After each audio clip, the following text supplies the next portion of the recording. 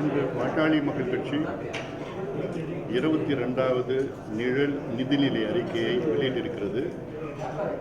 கடந்த 22 ஆண்டு காலமாக ஒவ்வொரு ஆண்டும் எங்களுடைய நிதிநிலை அறிக்கை எப்படி இருக்கும் என்று நிழல் நிதிநிலை அறிக்கையை வெளியிட்டு அதை அரசிடம் பகிர்ந்து கொண்டு, அதிகாரிகளிடம் பகிர்ந்து கொண்டு, பொதுமக்களிடம் பகிர்ந்து கொண்டு, அடுத்த தலைமுறைகள் எப்படி இருக்க வேண்டும், தமிழ்நாடு வளர்ச்சி எப்படி, பொருளாதார வளர்ச்சி, கல்வி வளர்ச்சி, வேளாண் வளர்ச்சி, நீர் மேலாண்மை வளர்ச்சி, சுகாதார வளர்ச்சி எப்படியெல்லாம் இருக்க வேண்டும் என்று எங்களுடைய ஆவணத்தை நாங்கள் இன்று வெளியிட்டிருக்கின்றோம். அதில் முக்கியமானது சமூக நீதி அடிப்படையிலே பொருளாதார முன்னேற்றம் எப்படி தமிழ்நாடு அடைய முடியும் என்று இது எங்களுடைய நிழல் நிதிநிலை அறிக்கையுடைய மைய கருத்து. ஒரு பக்கம் சமூக நீதி இருக்க வேண்டும், ஒரு பக்கம் பொருளாதார வளர்ச்சி இருக்க வேண்டும், ஒட்டுமொத்த தமிழக வளர்ச்சி அடைய முடியும் என்று. அதில் அதாவது வரி அல்லாத வருவாய், நான் டேக்ஸ் ரெவென்யூஸ் அது எப்படி அதிகப்படுத்தலாம்னு முக்கியமாக நாங்கள் சொல்லியிருக்கிறோம். அது மணல், தாது மணல், கிரனைட்டு, அதை முறைப்படுத்தினாலே போதும் 1,60,000 கோடி கூடுதல் வருவாய் ஈட்ட முடியும். அது இல்லாமல் நல்ல நேர்மையான அமைச்சர்களை நியமனம் செய்து நல்ல நேர்மையான அதிகாரிகளை வைத்தால் பொதுத்துறையில் கிட்டத்தட்ட 30,000 கோடி ரூபாய் அது மிச்சப்படுத்த முடியும் என்ற ஆவணத்தை வெளியிட்டிருக்கின்றோம். அது இல்லாமல் வேளாண் துறைக்கு 80,000 கோடி ரூபாய், அதில் 20,000 கோடி ரூபாய் நீர்ப்பாசன திட்டங்களுக்கு. கல்வித்துறை தான் அதிகமாக, அதாவது 1,25,000 கோடி ரூபாய் கல்வித்துறைக்கு. அதில் கல்வி இலவசமாக கொடுக்க வேண்டும், தரமான கல்வியை கொடுக்க வேண்டும், தமிழ் வழி கல்வி கொடுக்க வேண்டும் என்று அதை நாங்கள் அறிவித்திருக்கின்றோம். சுகாதாரத்திற்கு 48,000 கோடி ரூபாய் ஒதுக்கீடு செஞ்சுருக்கிறோம். அதில் கிட்டத்தட்ட ஜிஎஸ்டிபியில் 1.5% ஆஃப் த ஜிஎஸ்டிபி 2% இருக்கணும். இப்போதைக்கு தொடக்கத்துக்கு 1.5% அதை அதிகப்படுத்தி அது என்னென்ன முறையில் சுகாதாரம் இன்னும் மக்களுக்கு சென்றடைய முடியும். காலநிலை மாற்றம், பருவநிலை மாற்றம், கிளைமேட் சேஞ்ச், குளோபல் வார்மிங், இது சம்பந்தமாக சுற்றுச்சூழல் சம்பந்தமாக அது இல்லாமல் பல திட்டங்கள் கொடுத்துருக்கின்றோம். சேவை உரிமை சட்டம் அதை கொண்டு வரோம், ரைட் டு சர்வீசஸ் ஆக்ட், அதை நாங்கள் எங்கள் பட்ஜெட்டில் கொண்டு வந்திருக்கிறோம். லோக் ஆயுக்தா ஆக்ட், அதை நாங்கள் எங்கள் சட்டத்தில் நாங்கள் இந்த பட்ஜெட்டில் நாங்கள் இதை கொண்டு வந்திருக்கிறோம்.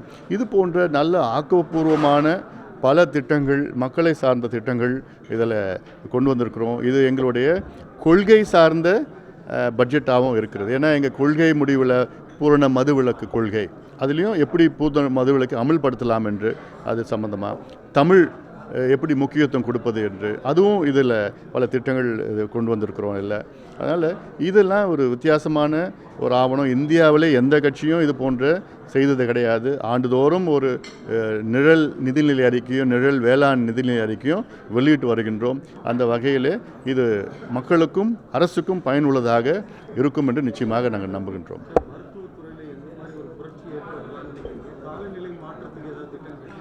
மருத்துவத்துறையில் இப்போ தமிழ்நாடு பொறுத்த வரைக்கும் ஓரளவுக்கு மருத்துவத்துறையில் வளர்ந்திருக்கிற ஒரு மாநிலமாக இருக்கிறது.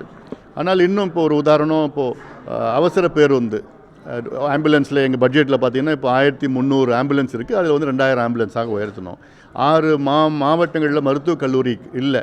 அந்த 6 மாவட்டங்களில் ஒவ்வொரு ஆண்டும் 2 மாவட்டத்தில் மருத்துவக் கல்லூரி தொடங்கணும். அடுத்த 3 ஆண்டுகளில் மருத்துவக் கல்லூரி எல்லா மாவட்டத்திலையும் மருத்துவக் கல்லூரி இருக்குன்ற ஒரு சூழல் இருக்கும். அதில் இது மருத்துவத்துறையில் ஓரளவுக்கு செய்கிறதில்ல.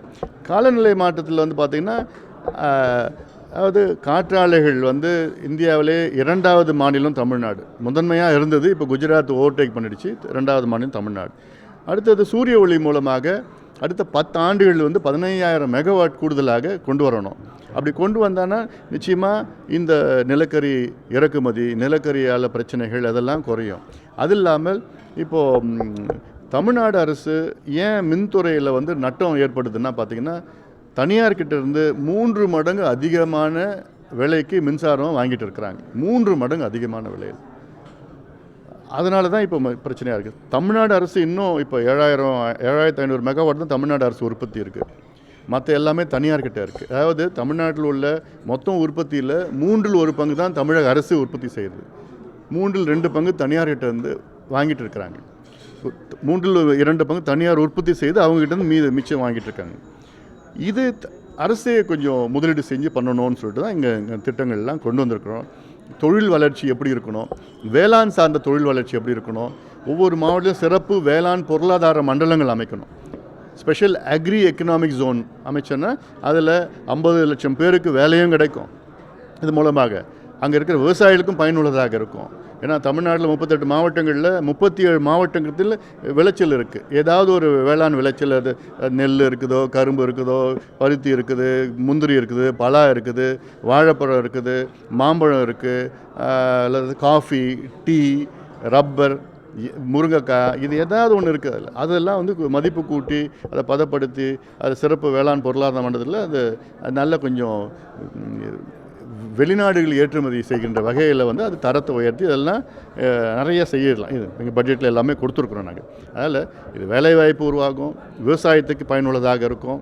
அது இல்லாமல் வந்து இளைஞர்களுக்கு நல்ல அதிக திட்டங்கள்லாம் நாங்கள் இந்த பட்ஜெட்டில் நாங்கள் கொண்டு வந்திருக்கிறோம். நாங்கள் நன்றி.